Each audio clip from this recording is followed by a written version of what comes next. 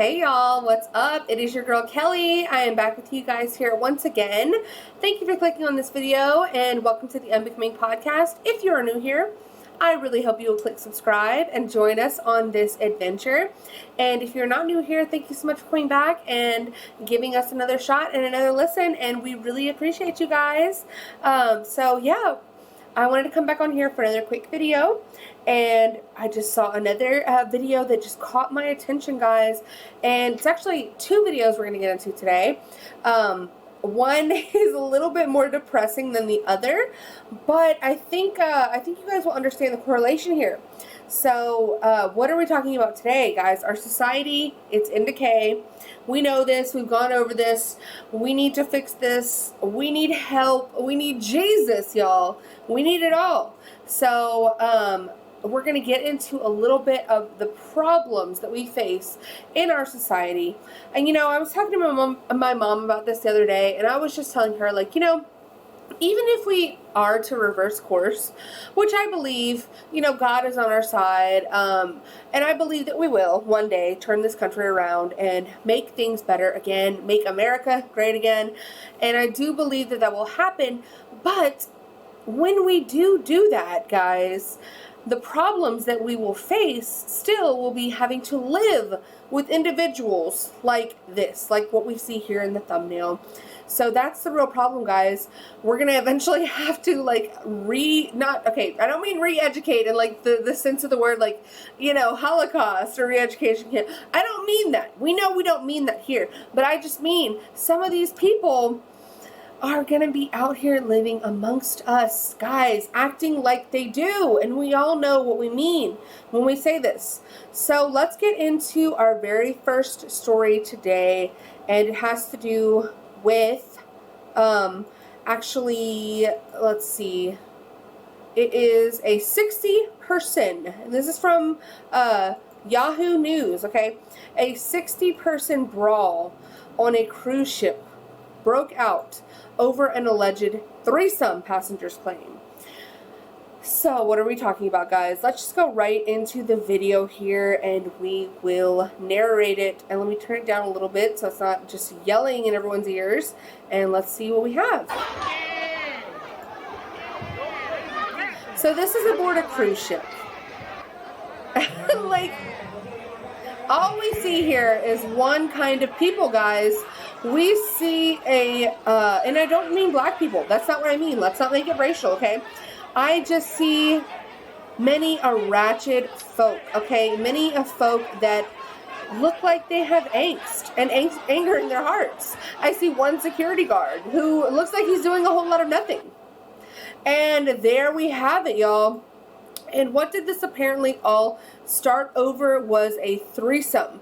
So a brawl that broke out on board a Carnival cruise ship earlier this week was reportedly sparked by allegations of cheating. The brawl on the cruise ship bound for New York took place around 2 a.m.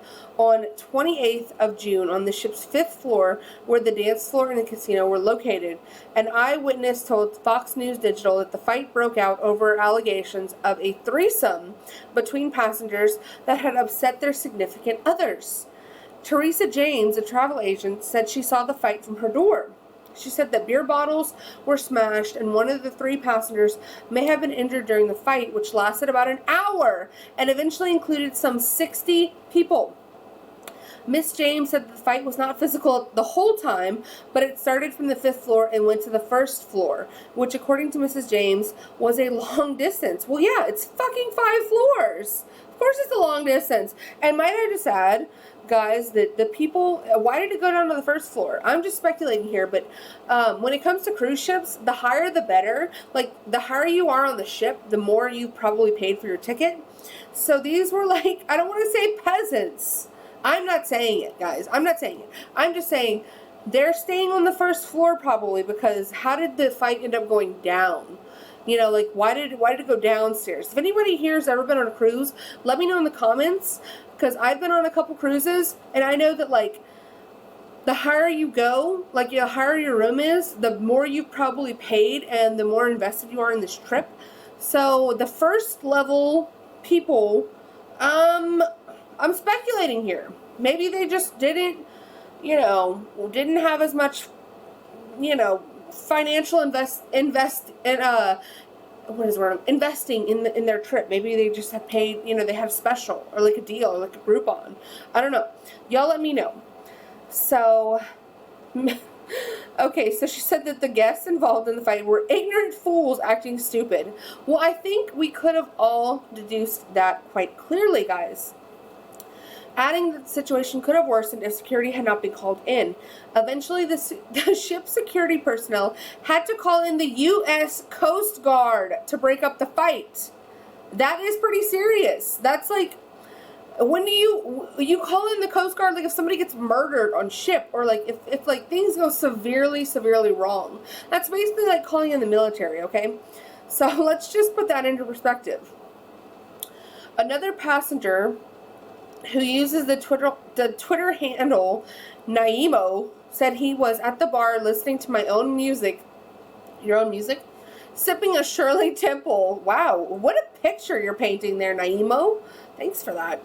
When the brawl broke out of nowhere, reported the New York Post. He said some passengers were injured and cut up from glass, and that most, if not all, of the ship's security guards rushed to the club to stop the violence. It was the last night, so I guess they wanted to go out with a bang. Like, I guess they just was like, hey, let's get lit, let's fucking tear up the ship, let's get into a 60-person brawl. Last night, YOLO, baby. I guess that's what they were thinking, you know? It makes sense. So, while police were waiting for the cruise's arrival, it is not clear whether any arrests have been made in the case. And I would wage to guess, no arrests were probably made, guys, because that's just the society that we're living in. Okay, so that's just what we're dealing with. Here's some still shots from the fight. As we can see, the lone security guard here is about 2 heads shorter than everyone else on the ship, and the fight that he's trying to break up, he really doesn't stand a chance. I mean, he's smaller than the girls here. Okay, these girls are like, they're there, you know, they're big. So how is he supposed to break up this situation? And this is the same video. This is just a shorter clip, but I think we get the picture here, guys. So that leads me into this next video, which is actually quite heartbreaking. And I don't want to watch the whole thing because I will probably cry. And it's just a veteran, and it's a 100-year-old veteran who basically, and this article is from the Daily Wire. It was hard for me to watch this, but I just wanted to include it because he kind of sums it up perfectly and says that, like, this is not the country that he fought in World War II for. So let's go ahead and listen to just a little bit of this interview. I don't know. I've lived a good life. Oh my God, I'm gonna cry. I don't know. I've lived a good life. Stop. A lot of happiness. Y'all. Happiness. Smiling. Telling everybody that everything was beautiful every day. If I went into my church and didn't say everything was beautiful, they'd think I was sick. Oh my God, can you be my grandpa? Please. I'm not that way. I mean, I sincerely believe in this old world.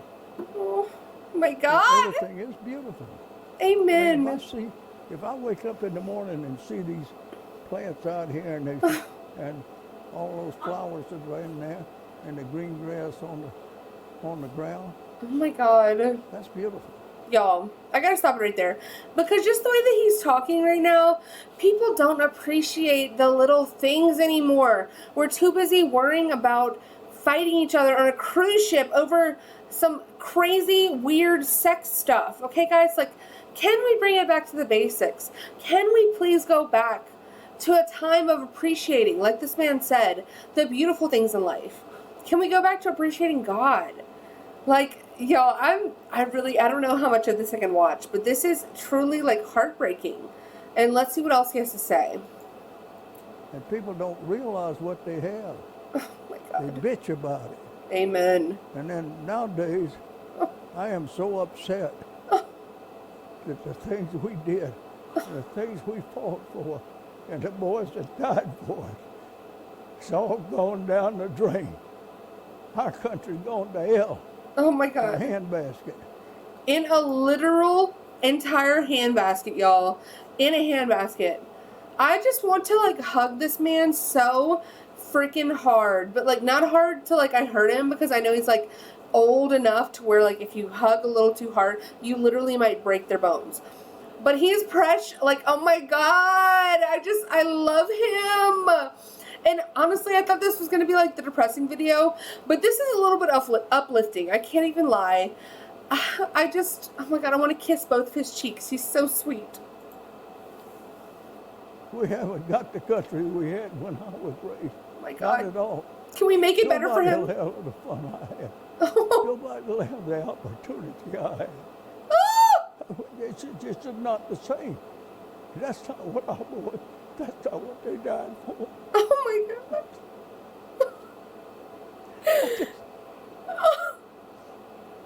It's just not it. Oh my, y'all.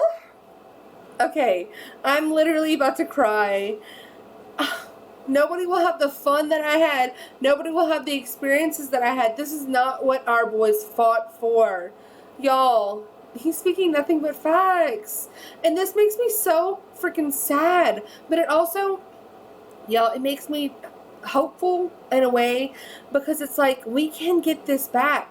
We can make this country great again. And people on the left are just ignorant fools try to ask, oh, when was our country ever so great?